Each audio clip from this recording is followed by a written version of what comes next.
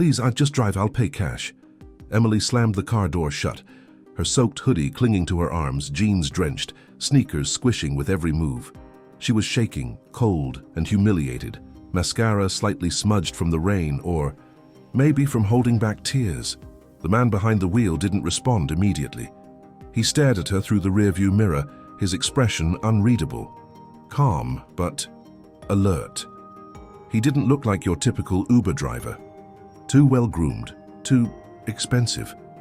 Where to? He finally asked, his voice deep, smooth and slow, like something you hear on the radio late at night.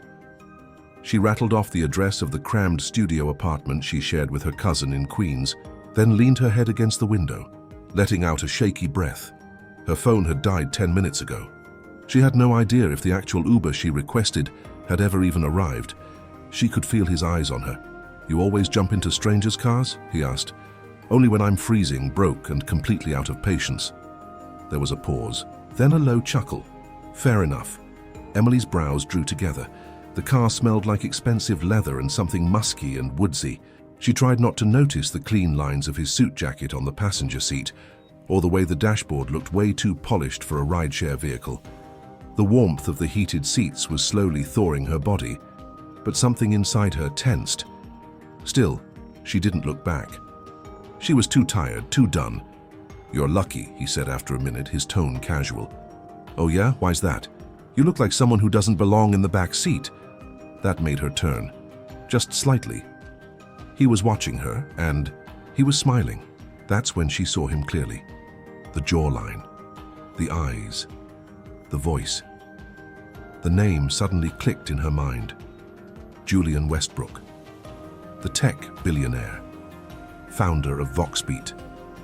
Reclusive, untouchable, never seen with the same woman twice. Oh my God. She blinked, trying to pull her composure together.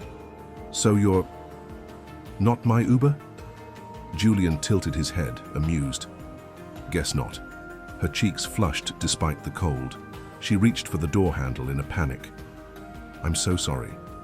I didn't realize, I just thought, relax." His tone was soft now. "You looked like you needed a ride, I didn't mind." She hesitated, halfway out the door, half caught in his voice, a voice you don't forget. "I should go," she mumbled. Then a shout from across the street shattered her escape. "Emily, was that Julian Westbrook?" She froze. He smirked. "No longer hiding. Guess I'm not so anonymous anymore," he said. She looked back at him, heartbeat out of rhythm. "Great. First I lose my job interview, then I hijack a billionaire." Julian chuckled again, leaning back in his seat. "Could be worse," he said. "You could have stolen my heart." She stepped out into the rain again, trying to calm the storm inside her. Too late. Emily stared at her phone screen for a long time. Unknown number.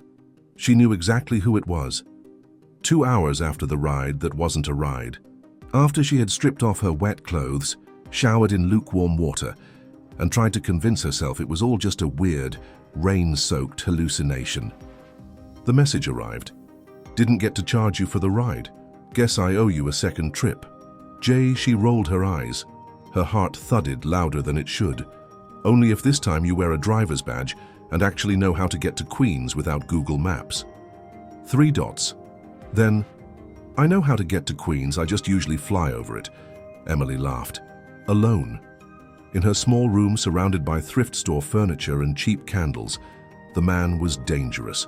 Not in a violent way. In the "oh God, he's charming and rich and way out of my league" way. And yet, she typed again, "You drive often, or just collect drenched girls in the rain?" Only the ones who pretend they're not impressed.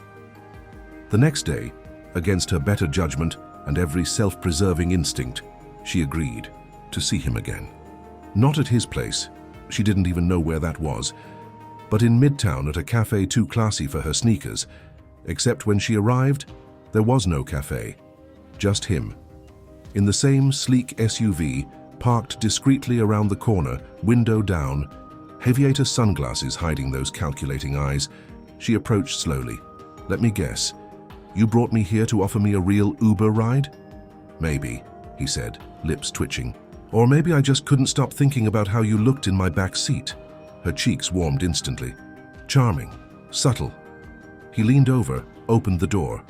I brought coffee, he added. She got in. They drove aimlessly through the city. He let her choose the music, but every time a song came on that had a sensual beat, he'd glance at her, just briefly, like he was reading something she didn't know she was writing. At a red light, he asked, "Why were you crying before you got in my car?" She stiffened. "I wasn't." "You were." She didn't answer for a moment.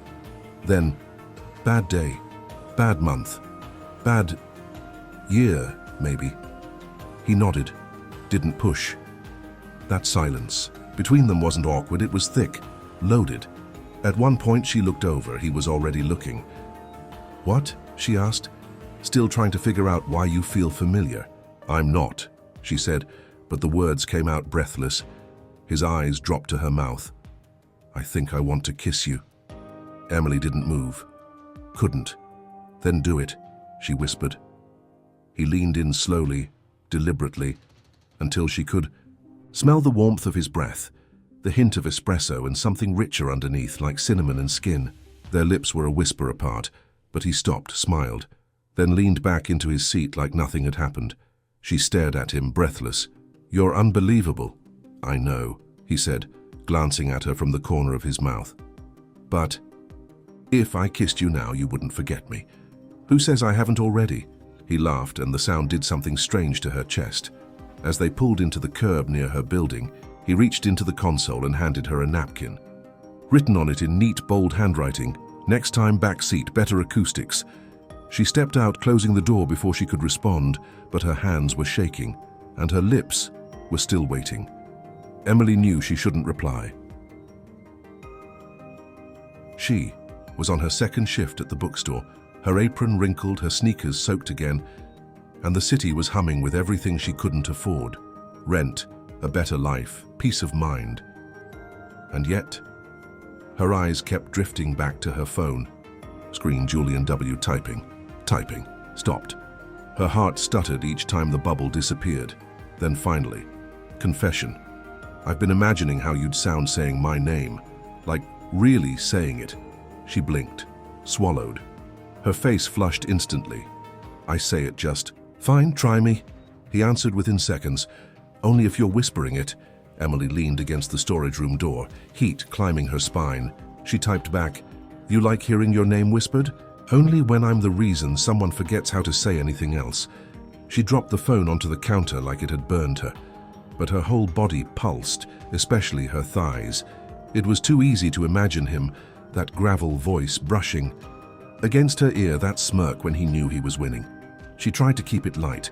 Is this how CEOs pass time between board meetings? Sexting broke girls on break? "No," he wrote. "This is how Julian Westbrook flirts with the only girl he hasn't figured out yet." Later that night, curled up in bed, lights off, city murmuring through the window, she scrolled through, their thread again. Read every message twice. Then came a voice note. His voice, low and slow, filled the tiny room.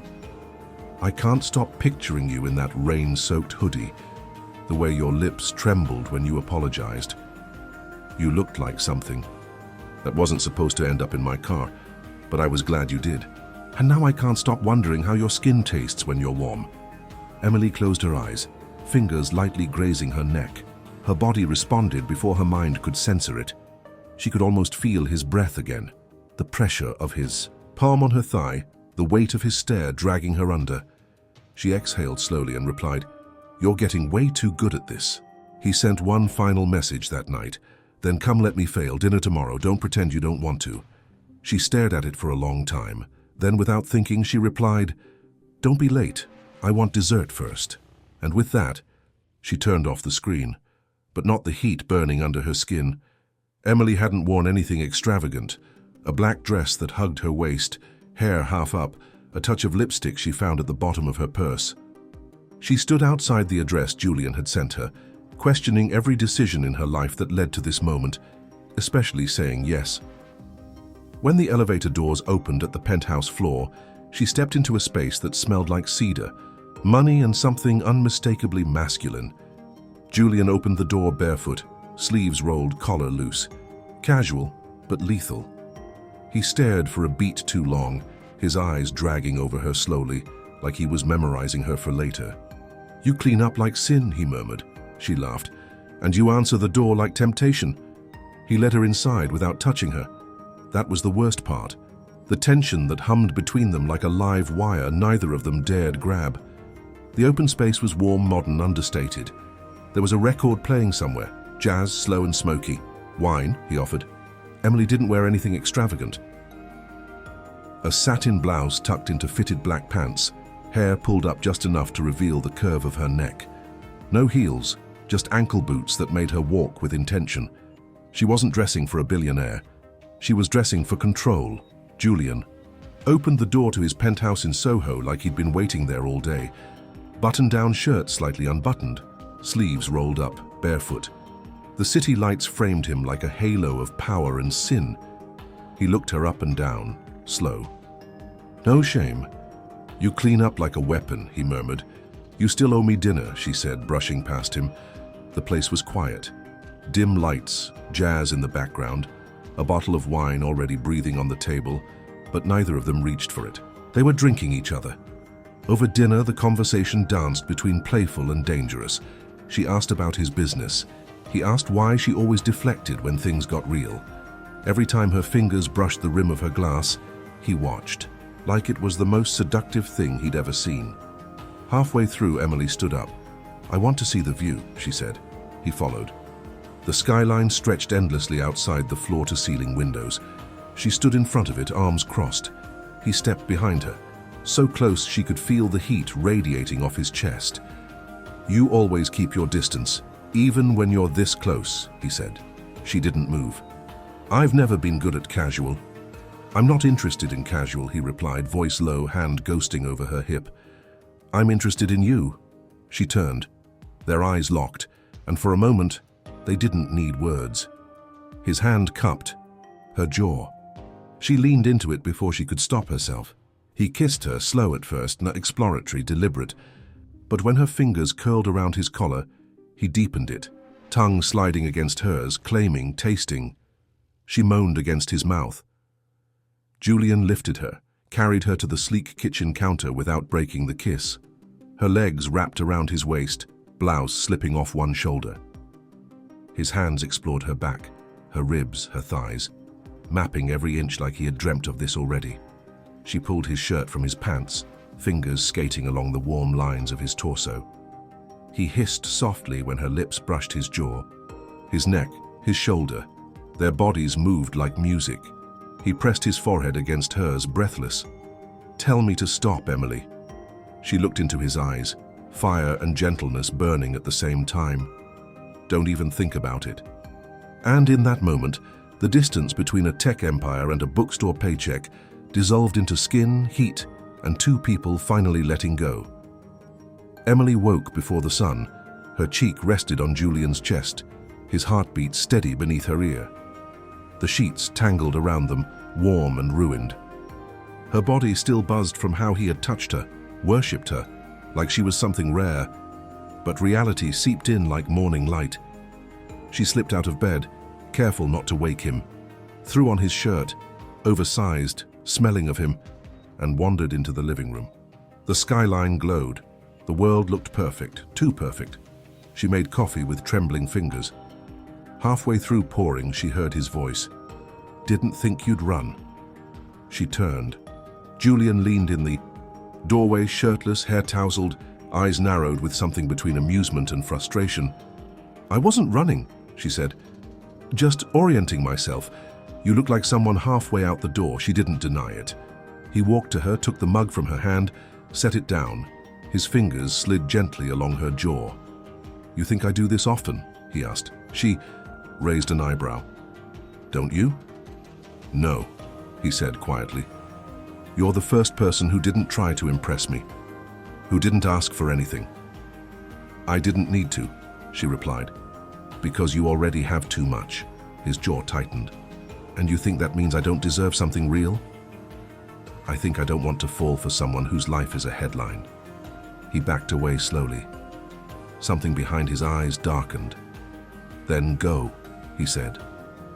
"But don't pretend last night was just sex." She stared at him, fists clenched at her sides. Last night was everything I didn't want to feel.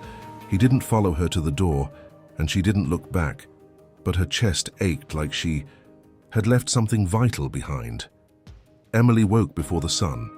Her cheek rested against Julian's bare chest, rising and falling in a rhythm too steady, too comforting. The room still held the scent of last night, sex, sweat, rain-damp skin. Her thighs ached in the most delicious way. The places his hands had lingered still burned with memory, but comfort was dangerous. She sat up slowly, careful not to wake him, slipped from beneath the sheets and padded across the cool hardwood floor in silence. She found one of his shirts draped over a chair and pulled it on, long enough to hide the afterglow, not long enough to hide the guilt curling in her gut. In the mirror, she looked like a woman who belonged there. That was the scariest part. The car. Apartment was silent. The city beyond its glass walls already alive. She made coffee on instinct, needing something to anchor herself, to cut through the whirlwind still storming inside her chest. Didn't peg you for the type to ghost. Julian's voice came from behind, husky with sleep. She turned slowly. He stood at the doorway, sweatpants hanging low on his hips, hair an endearing mess. He was too real, too close. "I wasn't ghosting," she said, wrapping both hands around the mug. "Just waking up." "You looked like you were slipping away." She smiled, soft and sad. "Can you blame me?" He approached slowly, the weight of the night before still lingering between them. "You think this is just a phase for me?" he asked. "Some rich guy fantasy?" "No," she whispered. "I think it's real. And that terrifies me." Julian stepped closer, cupped her face gently, his thumb tracing her cheekbone. "I don't want to be a fantasy for you, Emily. I want to be real." She blinked, but her eyes burned. "That's the thing, you are real, and your world, the interviews, the cameras, the business meetings in helicopters, it's too real, too big. I don't know if I fit in that." He looked down, jaw tightening, nodding slowly. "Maybe you're right. Maybe you don't fit in that world." Her stomach dropped. "But maybe that world's not what I want anymore." Emily stepped back. "You say that now, but one headline, one photo, and I'm just another girl they'll call a gold digger. I like my life the way it is. Messy, poor mine." Julian sighed, running a hand through his hair. His voice dropped. "So what now? You walk out pretending last night didn't matter?" She didn't answer. She couldn't. "I'll walk," she finally said, heading for the door, the air around them thick with unsaid things, "before either of us starts needing more than we can give." Julian didn't move, just watched her go, and when the door closed, something inside both of them stayed wide open. Emily saw it while waiting for the subway, coffee in one hand, trying to forget how his touch still echoed on her skin. Her breath caught before she even opened the article. There it was, her face, blurry but unmistakable, captured as she stepped into the elevator of his building, his shirt barely visible beneath her coat. Her expression, half asleep, half satisfied. She looked like every cliché they'd ever written about the girl who gets too close. By the time she reached the bookstore, the story had spread like fire. There were comments on her old posts, strangers DMing her. A blogger had already found her last name and the neighborhood she lived in. Gold digger, social climber. Probably faking a sob story to get his attention. She locked herself in the supply room, phone clutched in shaking hands. How did people even find her? She'd tried to be invisible her entire life. Now she was viral for all the wrong reasons, Julian called. The phone vibrated again and again. She couldn't pick up. She couldn't hear that voice. Not when she didn't know whether to scream or sob. Then came the message. "I didn't know this would happen. I'll fix it, I promise." But how do you fix a spotlight? That evening he showed up outside the store. Black coat, sunglasses, hat low. He looked like a man escaping his own fame. Emily stepped outside with her arms crossed, jaw tight. "You insane, you can't be here. I had to see you. You mean after I became a trending topic, after everyone suddenly knows where I live, what I look like, what my body probably looks like?" He took a slow breath. "This isn't what I wanted. Someone in the building must have leaked it." "Of course they did, Julian," she hissed. "Because your life is a goddamn headline. You exist to be watched." I can't survive under that kind of scrutiny." "You think I wanted this?" he asked, voice rough. "You think I planned this just to ruin the one thing that finally feels—" He stopped himself, bit his lip, looked at her like she was the only thing keeping him grounded. But Emily shook her head. "I don't want to be someone you protect. Julian, I want to be someone who doesn't need protecting." He stepped forward, but she stepped back. "This isn't about you being famous. It's about me not wanting to vanish into your story." Silence stretched. "I'm not a supporting character," she added quietly. He looked devastated, but he nodded, and for once, he didn't chase after her. He let her walk away, and she did. With her heart breaking, and her name still trending. Days passed, the headlines faded, but the ache didn't. Emily deleted every social media app on her phone, changed her number. Told her boss she needed time off, unpaid. The anxiety made her stomach twist. The idea of seeing her name in another tweet made her want to crawl out of her own skin. At night, she replayed everything. The warmth of Julian's hands on her thighs, the way he'd said her name like a secret he wanted to keep, how he'd looked at her like she was the first truth in a world of scripted lies, and yet he hadn't stopped it. He hadn't protected her before it exploded. She tried to hate him for that, but she couldn't. Julian sat alone in his penthouse, the city blinking silently beyond the windows. He hadn't written a single line of code, hadn't taken a single call. He'd shut down press requests, cancelled meetings, ghosted every scheduled appearance. All he could think about was the look on her face when she said, "I'm not a supporting character." She was right. He had built an empire on his name.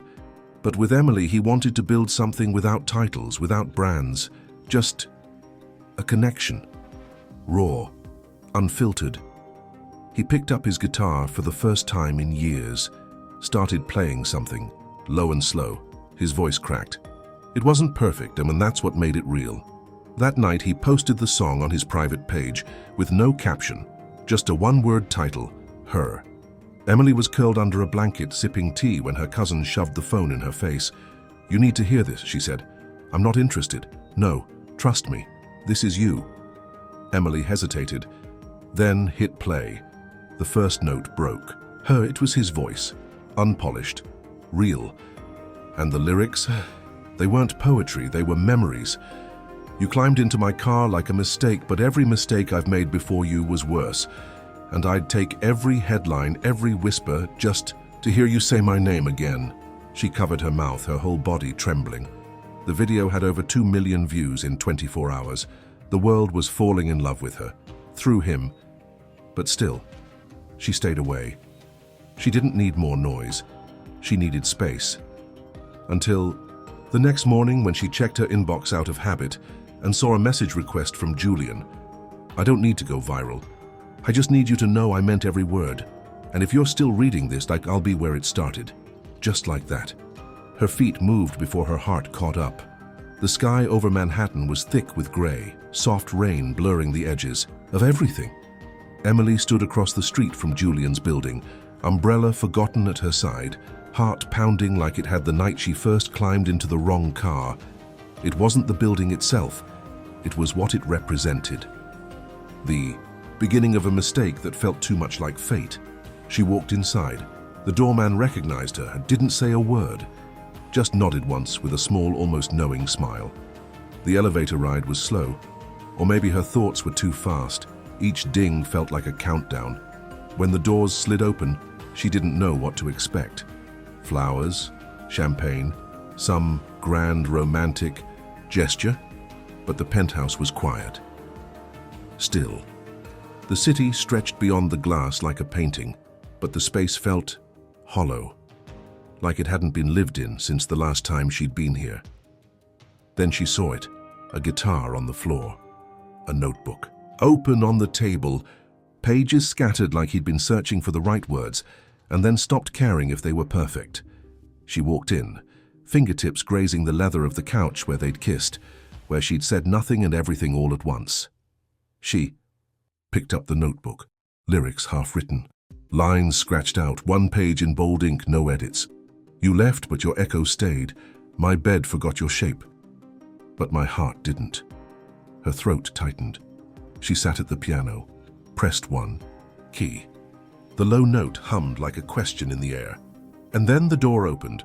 Julian stood there, no suit, no armor, just a hoodie, jeans, and that look on his face, the one that said he wasn't sure if he was allowed to breathe yet. Emily rose slowly. She held the notebook in one hand. "I read it," she said softly. "I meant it." They stared at each other, long unblinking. "You wrote a song," she whispered.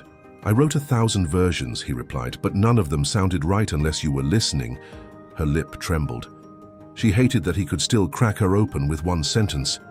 "I didn't want to fall in love with you," she said, voice barely above air. "I didn't want you to fall into my world. I wanted to build a new one with you." Silence. But this time it didn't scream. It breathed. He stepped forward slowly, giving her every second to pull away. She didn't. His hand slid up her neck, his thumb brushing her cheek. She tilted her head, eyes fluttering closed as he kissed her. Not with hunger this time, but with something heavier. Something like relief, like home.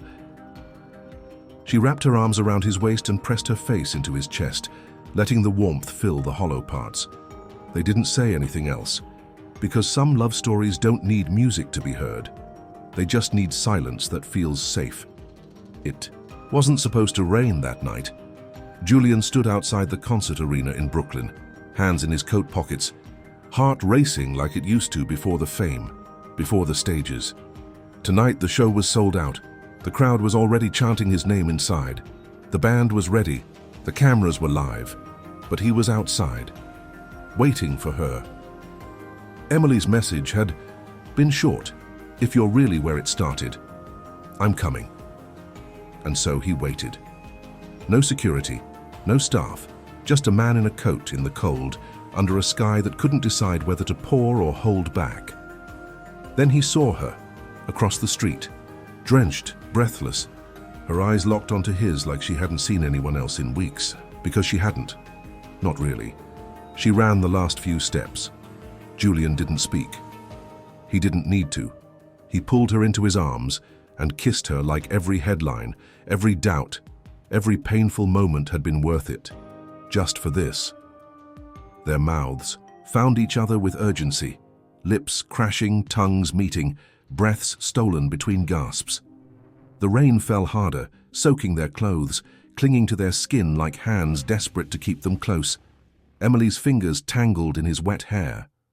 His hands gripped her waist, sliding up her back, needing to feel every inch, every shiver, every heartbeat.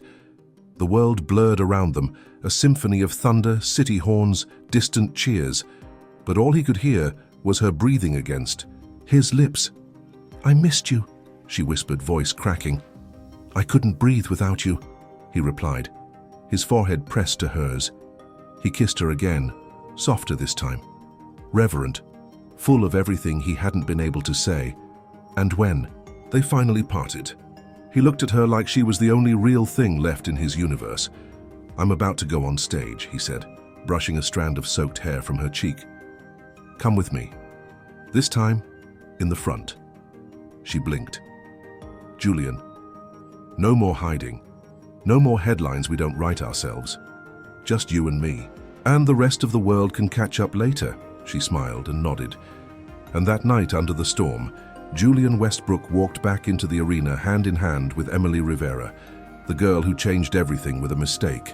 And as the lights rose and the crowd roared, he only looked at her, because that night every lyric was hers. The echo of the crowd still buzzed in Julian's ears as he stepped off stage, sweat slicking his skin, adrenaline still flooding his veins. The spotlight had gone dark, but inside, he was burning. Emily was waiting for him in the dressing room, sitting cross-legged on the couch, wearing one of his tour hoodies, oversized, sleeves swallowed her hands, hood resting over damp waves of hair. He stood in the doorway for a second too long, just watching her. She looked up. Her eyes softened. "You look like you just ran a marathon." He dropped the water bottle from his hand and strode to her without a word. She stood to meet him, and in a heartbeat their bodies collided. Lips, hands, breath. She tasted sweat and heat, rawness and relief. His tongue slid against hers, slow and deep, as if trying to memorize her all over again.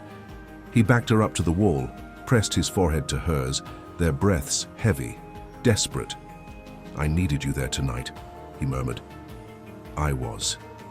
She said, "Every song." Julian kissed her jaw, her neck, pulling the hoodie down to reveal one shoulder. He sank to his knees in front of her, hands gripping her thighs, and laid his face there for a second, like a man in worship. "You grounded me," he whispered against her skin. Her fingers slid into his damp hair, holding him there for a moment that felt like silence inside a storm. Then he stood and kissed her again, mouth hungry, hands pushing the hoodie up her waist. "No rush," she breathed, though her pulse betrayed her. "I'm not rushing," he said, voice low, thick. "I'm remembering." She helped him out of his soaked t-shirt, and his mouth found her collarbone, tongue tracing, teeth grazing. She felt him hard against her, hot through the thin fabric of her leggings. Her breath hitched as he lifted her onto the vanity, the cool surface biting her skin through the clothes, contrasting the fire his hands were setting. He pulled the hoodie off her, revealing the simple lace underneath. Damp, clinging, irresistible. "God, Emily," he murmured, eyes dark, voice unsteady. She reached for him, fingers trailing down the lines of his abs, then lower. The world outside the room was still thundering with applause, but inside, there was only this, only them. Julian kissed her like she was the encore, like she was the sound he needed to end the night. His name slipped from her lips in whispers, in moans, in shivers that made her entire body tense and melt at once. The air was thick with sweat, the taste of skin, the rhythm of two bodies collapsing into one. And when it was over, when their pulses slowed and the room was quiet again, he held her against his chest, arms wrapped tight, as if afraid she might dissolve in his hands. "Tell me this is real," he whispered.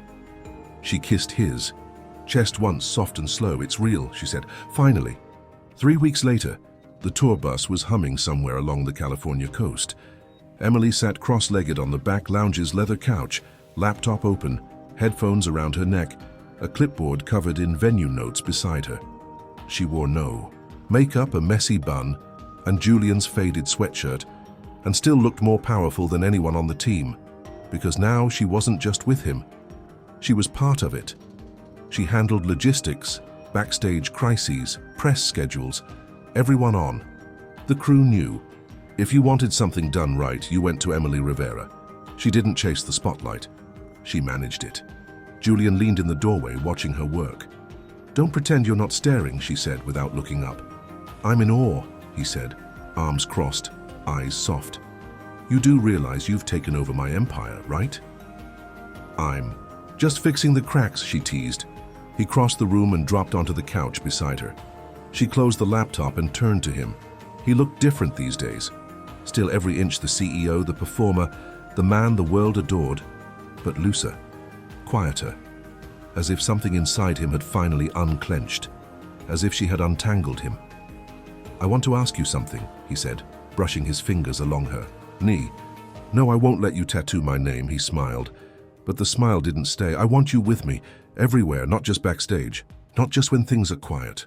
All of it, the noise, the lights, the future," she inhaled. "Julian, I know it's not simple," he added quickly. "I know I come with chaos, but I also come with love. I want to do this with you, not around you." Emily looked at him, at the man who once pulled her into his car without knowing her name, at the man who kissed her like she was salvation, at the man who let her leave and then sang her home. She smiled, slow and certain. "You don't need to ask." He leaned in and kissed her forehead, her cheek, her mouth. That night before the show, they were in his dressing room. The door locked, the rest of the crew scattered. The arena buzzed with anticipation outside, but inside, it was just them. Julian stood in front of the mirror, shirt halfway buttoned, eyes meeting hers in the reflection. She walked up behind him, slid her arms around his waist, rested her cheek between his shoulder blades. He turned. They didn't speak. He cupped her face. She kissed him first. It wasn't rushed. It wasn't frantic. It was theirs. Every touch was slow, reverent, the kind of intimacy that didn't need climax to feel complete, but still burned like fire. He undressed her with his eyes before his hands, kissing every inch he revealed, breathing in her skin like a man memorizing heaven. And when they came together, it was quiet, deep, raw. Their breaths the only rhythm, their bodies the only language. Afterward, they lay tangled on the couch, heartbeat to heartbeat. Julian whispered, "What do I call this? You and me?" She pressed her lips to his shoulder. "Nothing. And everything. We don't need a label." He smiled.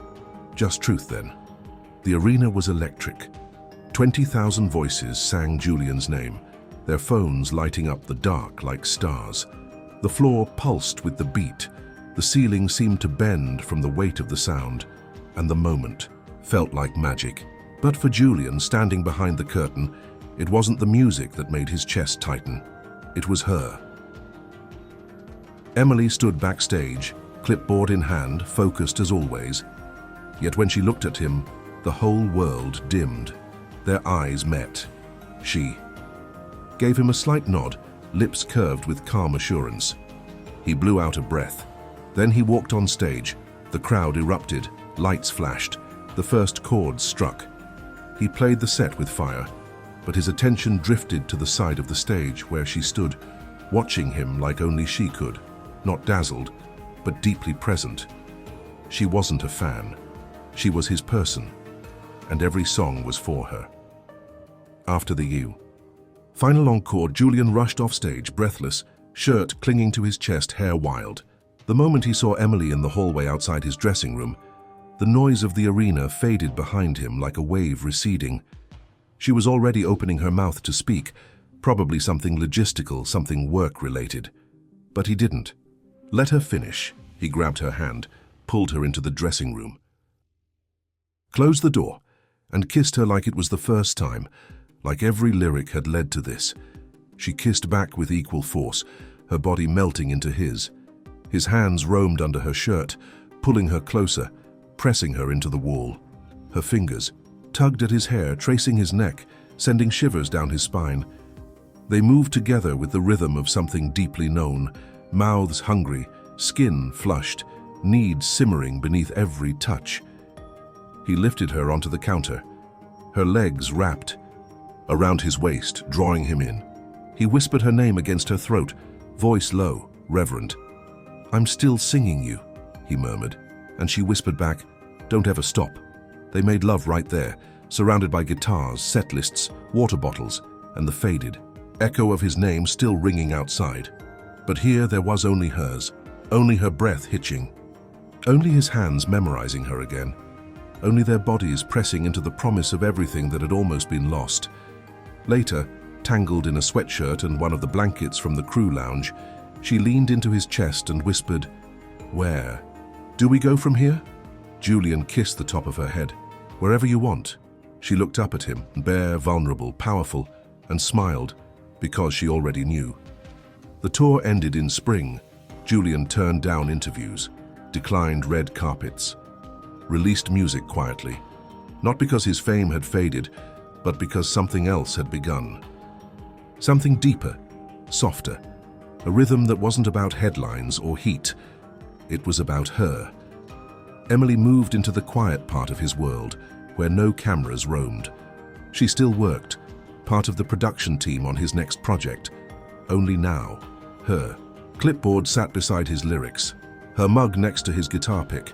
They shared space in the simplest ways: folded laundry, late-night ramen, Sunday mornings without a word. One day she found a notebook on the piano. Inside, lyrics scribbled in his messy scrawl. No title.